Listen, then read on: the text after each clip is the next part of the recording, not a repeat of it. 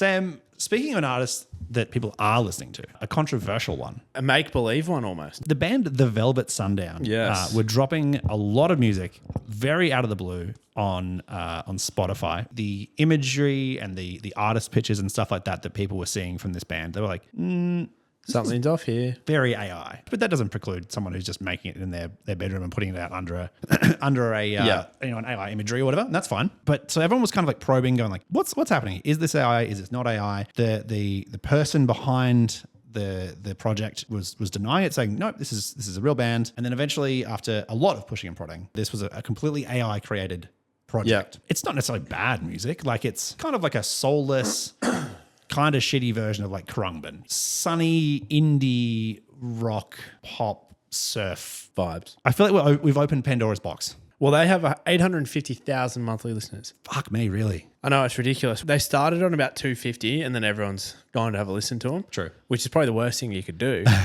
If they can do it, why can't I? I feel like we've got two things going on here. Yeah. One is, how much AI should we have in our music? That's not a question that can be answered because I think it's going to change forever. Yeah. So let's come back to that. Let's park that for 1 second. Parking. Thanks, mate. Just pop it in mute. Pop it in neutral on the manual gear stick there. P if you're in an automatic. But then the other question I think, Sam, is if something is made with AI, should we have to label it? I feel like you have to now. I feel like surely we have to. It feels disingenuous. Yeah. But it also feels like I would like to know if what I'm listening to is art real. that someone has created and put their time into. Not to say that people who use AI aren't creating art. But there's a connection when it's a real artist because you feel like if you connect lyrically, you share the same experience as someone. They're a real person that you can see live. You can watch them perform. You can buy their merch. You can buy their music knowing that it's come from, a real person. All of that's been ruined. Like Spotify especially pays their artists a tuppence. Abysmally. Yeah. There'll be companies that strike deals with Spotify that they just create piles of AI generated music that get inserted into their playlists. And what does that happen? What happens then to revenue generated for actual artists? Do they get a smaller slice of that pie because, these AI companies are taking more of the listening and therefore taking more of in theory, more of the money that's coming in? Like, how does this all work from a who's getting what money kind of way, which is already a problem on Spotify? It's come out that Spotify also have AI songs that they put into playlists, particularly with ambient sounds and I guess instrumental stuff, created their own, artist pages and implemented into these playlists that Spotify overall control anyway.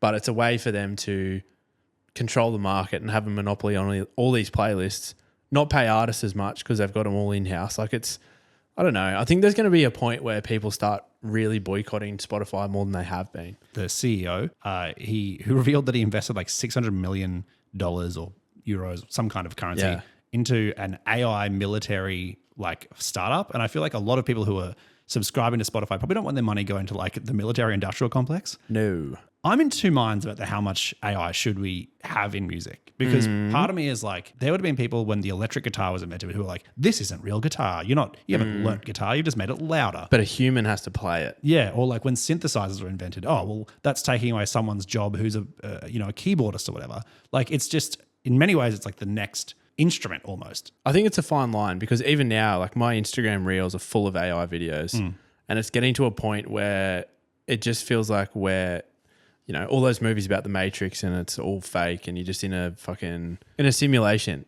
AI feels like that. Something that scares me kind of going on that line is that if we don't label things as AI will be seeing AI created art. The AI that's learning is learning off other AI, and it becomes this like kind of self-fulfilling prophecy of just schlock.